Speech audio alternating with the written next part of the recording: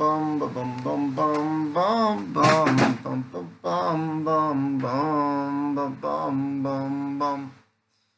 Oi la la la la la yum ba bum bum bum ya ba bum bum bum ya ba bum ba bum bum bum bum bum bum bum. Die die die da die die die. Yay, da da da da da dum, bum, bum, bum, bum, bum. All right, so one of my rabbis that I have for years, he's such a holy person. He called up and he said, "Listen, dude, I want your business to be successful. Please keep your business separate from the Rob Berland stuff." And he knows Jerusalem for 30 years, and he knows the Rob Berland story for years, and he knows my business for years. So yeah, okay, it was a serious challenge. So I went to someone I really trust, and I said, I can't in good conscience keep my business separate from the Rob Berland thing because my business is healing. And the whole reason I got to Rob Berland is because he's the deepest healer on the planet I know about, hands down. And, how could I hide? Now, I could make some whole circus of hiding it, you know what I mean? Some whole charade. And I just wasn't up for it yet. Maybe I'll be up for it later to rebrand and hide it, but I don't know.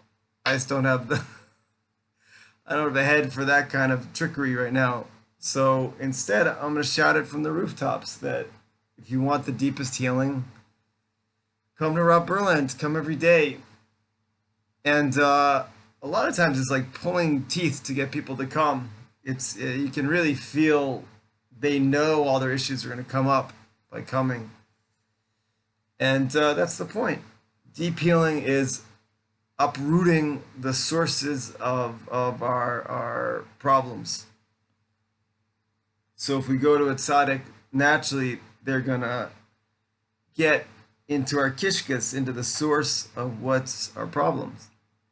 And if we go to the greatest tzaddik, how much more so they're gonna get to the source of the cause of all our problems. I found out the first 6 rabbis of Chabad, there were 7 rabbis of Chabad, official rabbis of Chabad. I found out the first 6 used to tell people their past lives right away. You'd go in for your private interview, and they'd say, "Yeah, well, you were a milkman, and this, your neighbor stole your whatever, and that's why you have this conflict in life." And so, how come the 7th Chabad rabbi didn't tell people their past lives? Apparently, it was all new in America, and it was all just a little too much for Americans to handle. They wanted to normalize the system, just not to freak everyone in America out. But so getting at the root of stuff is the name of the game. And of course, when we try to get at the root of the cause of our deepest health imbalance, we're going to have resistance. We would have done it already.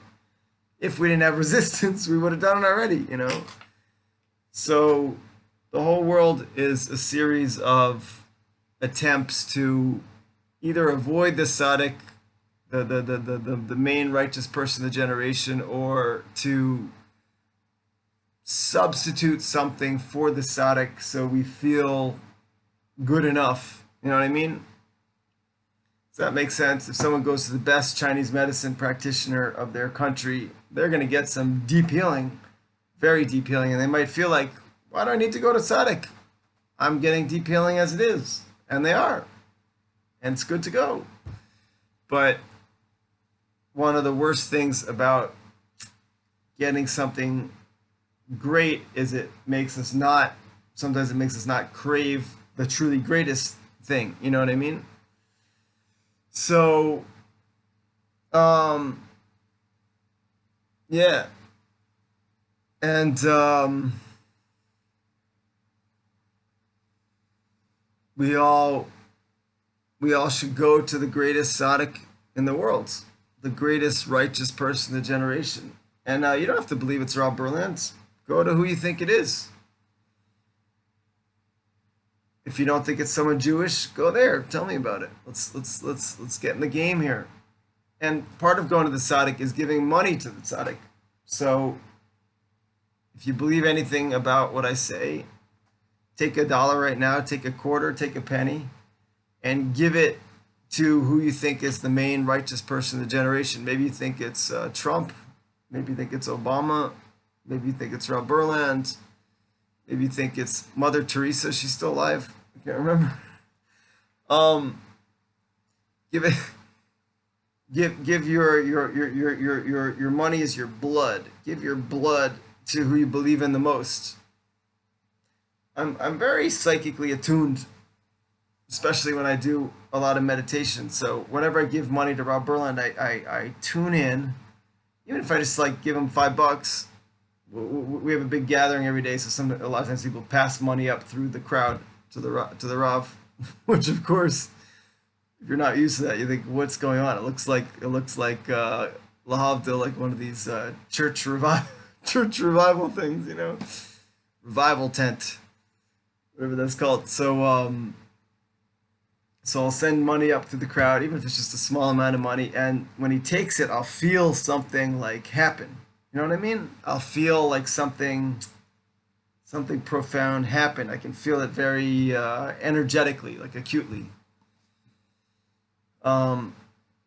It's very cute to feel it acute. So now, if you give your $5 to Obama or Trump or Mother Teresa, I want you to feel what happens when you let it go. Does something special happen, or is it just like,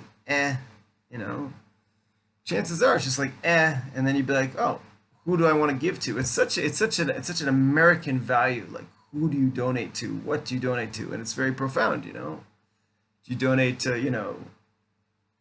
the transgender agenda? Does that make your soul like tick? Do you donate to Feed the World Project? Whatever you want to donate, whatever you feel is your thing, and you donate your time to it, you donate your money to it. It's very profound, right? But if you're not getting that feeling of like geschmack, like we say in Yiddish, geschmack is like sort of, I don't know, super goodness. If you're not getting that geschmack feeling from who you're donating to, your money, your time, okay, so it's time to reformulate,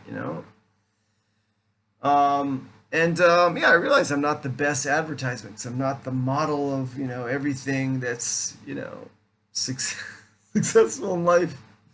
Now, the problem is most people, they have such an external view of life, Like I always say here, my practice is called Jerusalem Health. Jerusalem Health, it's about health in this world, this life, and also health in the world to come. Health in our existence that happens after our death, right? So most people, they're only looking for a model of who is succeeding in life now, who has the fame, the success, the sexiness, the sexiest partner, and these things can be good, don't get me wrong. These things can be great, but they're not, it's like half the puzzle. And you can make an argument that's not even half the puzzle because life on earth is like, it's like a buffalo's breath. That's what one of the famous Native American rabbis said. Life is like a buffalo's breath at dawn. Buffalo's breath at dawn. It comes out, boop, it's gone. Whereas our soul is going on some journey that's eternal. So what happens after our life is really the thing. Okay, I'm gonna continue a second here. Excuse me.